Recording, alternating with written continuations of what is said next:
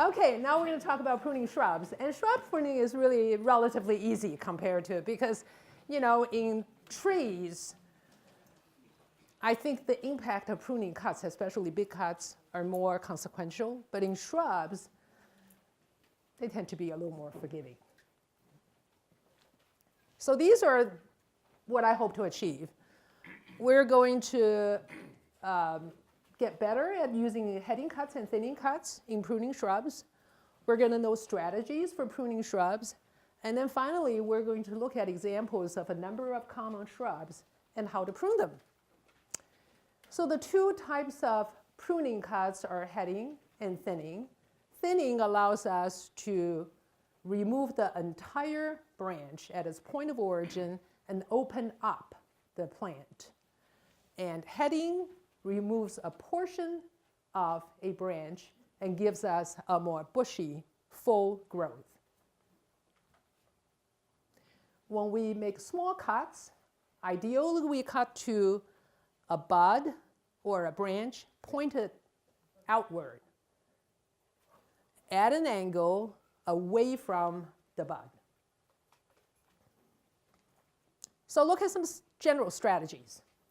So I want everybody to memorize this because it's really helpful to know.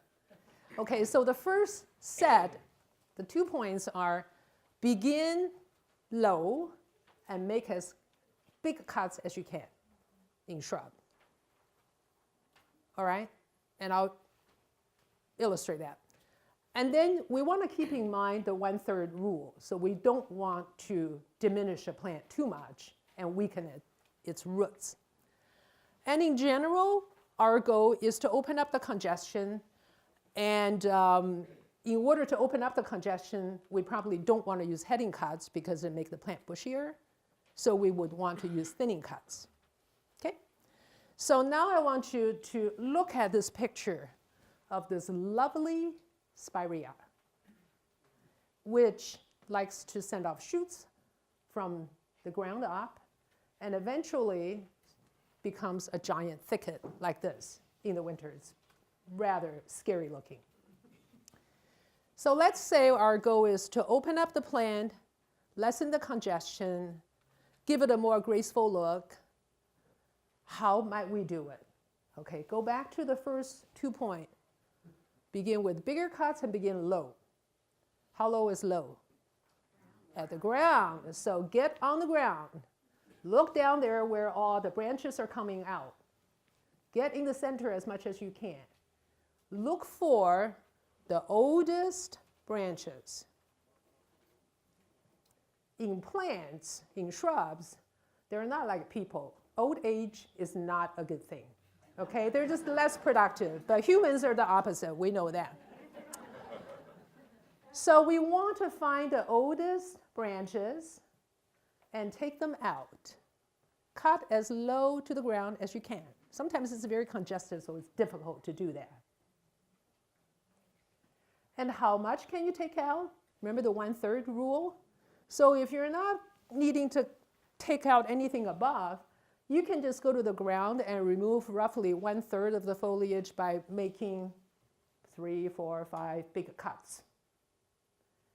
Make the big cut, remove the branch. When you're done, this picture will look very different. It will be much more open, right? Can you picture it? All right. So let's look at some examples. We know heading cuts has its place in hedges, topiary.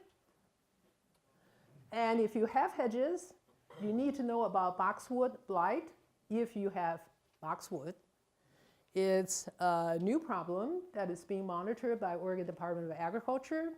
It is a fungus, and the fungus causes lesion, those black spots on the leaves of in this picture. And the same black color can look like streaks on stems as well.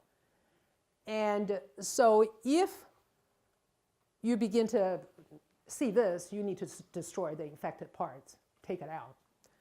And in order to avoid the plant being infected or encourage infection, we want to prune only in the summer during the dry period. So July, August, when it's not going to rain, will be a good time. And use disinfected tools. And now let's look at some examples. Roses. Look at the picture in the left. Lots of stems. It's going to be a full bush, really crowded and jammed. So what do? Go low, make big cuts, look at these stems, count them out, maybe 12, 15. Take out a third of them, take out 4 or 5 at the ground level. And then whatever remains, decide how low to cut to an outward facing bud, depending on where you want the flowers to be. You may want some flowers in the back to be higher, some in the front to be lower, a tiered effect. Depends on your objective. And the same thing with roses that grow taller, shrub or climbing. If you have a support structure, have some of the lower branches bend, tied to the side. What does that do? Remember apical dominance? Remove the effect of the suppressing tip. Bend it so oxen is not working anymore. Get a lot more side shoots and a lot more flowers. Got that? Okay. So lilac. Few things to remember. It tends to get really old and woody.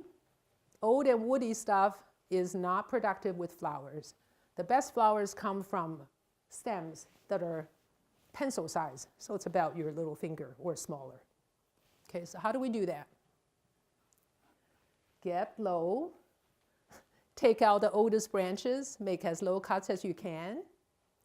Have the remaining branches to be properly spaced so they have room to grow. And then if the branch is too high, and you say, I can't smell the flowers because they're like 12 feet in the ground, up in the air. What do? Take it down by making a thinning cut. So cut to an established side shoot. So that side shoot is going to give you flowers, but you're not going to have that tip, the tip above it.